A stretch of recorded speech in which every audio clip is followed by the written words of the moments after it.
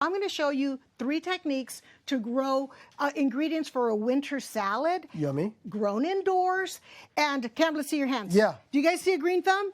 Okay. No green thumb necessary. Listen, the best part, Yeah, tell you're me. going to get the payoff. You're going to harvest this within 4 days to 4 weeks. What can we possibly harvest in 4 days? So we are sprouting seeds, and you've probably seen sprouted seeds at the market or farmer's market.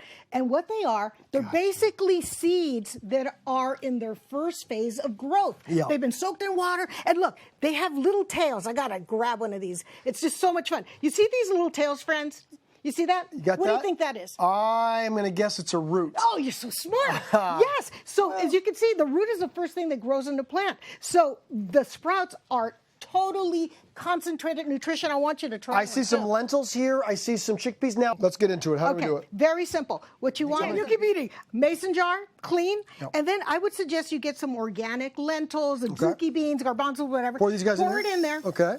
Straight in. And then, clean mason jar. That's great. And then, Cam, we're going to fill it about 3/4 of the way with water. And now what's going to happen is we're going to close this up with a little bit of cheesecloth so that it can breathe.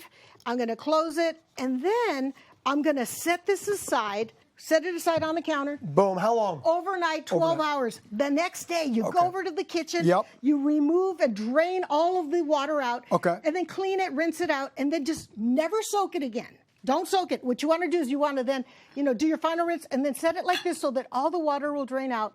And then for the next 2 to 3 days, what you want to do, go check this out, rinse it again, set it off like that. Again, don't soak them. Just rinse them so they get wet 3 times a day. And that's when they sprout? That's just when by they get their rinsing little them like tails. that? And then you have yummy. this. I know. I love You it. save a lot of money. Yeah, I save a lot of money. By the way, I got to be honest, everybody. I have bought sprouted seeds before, and they are quite expensive. Yeah. And I didn't even realize Not that you could do it like necessary. that. Good. Let's move to the next stage of the spectrum here. All right. Yes, microgreens are absolutely delicious and nutritious, and they're basically the same plants in their second phase of growth. So first growth, we got our roots. Now what's happening is these are growing, and once they have 1 to 2 sets of leaves, that is when they're at the microgreen stage, and they're super concentrated with all of the nutrients. And so this also is extremely easy to grow. I just love how I get excited. I get excited. You get excited. It's the best. So guys, this is what you do. Go to your garden center or online and take a look at, there's a bunch of different seed mixes. You can just do arugula.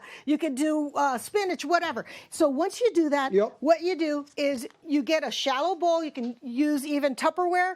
It's about 3 inches. You have coconut coir here. You can get that at the garden center. Okay. I'm using just seed starting mix. And then here's what you do, guys. You're going to take this. Don't go overboard first, okay? Look at me first. Okay. So what you're going to do is you're going to sprinkle like you're salting, your favorite dish. Okay. Sprinkle it over, not the whole thing, Kat. Okay, I won't, Okay, Shirley. all right. So just so you know, for reference, this whole bag will grow something like this. Even though here it says you can do 3 of these, I like a whole one for this. So we did that, right? Yeah, we did. Okay, so now that we've done that, I want you to take a napkin, and what we're going to do is we're going to cover the soil with our napkins, and we're going to press it down a little bit.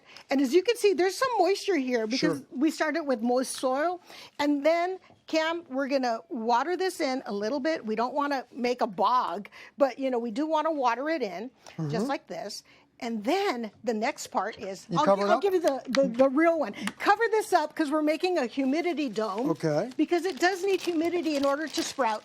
And then if you have a heating mat like I do for plants, or if you don't, grab yours, place it on top of, say, a warm refrigerator, because it'll create a little bit of the humidity, a little bit of a dome. We're going to give it a proper burial. We're going to cover it. You want to cover it. Okay, the reason why you do this, because it needs darkness in order to germinate. And then this is what you do. I was babysitting my little baby, and then I was looking for it to have sprouted. And you can see it has sprouted, okay? Beautiful. So that's the next phase. You remove everything. Take it off of the heat mat and put it somewhere sunny. Okay. Very sunny. I happen to have grow lights. You can do something like this. Very good. Or put it in your kitchen window. Kitchen window or grow lights. Excellent. And then it will continue to grow into this stage. Wow. And if we let this go a little bit longer, what happens, Shirley? You got enough time? Tell me. All right, listen.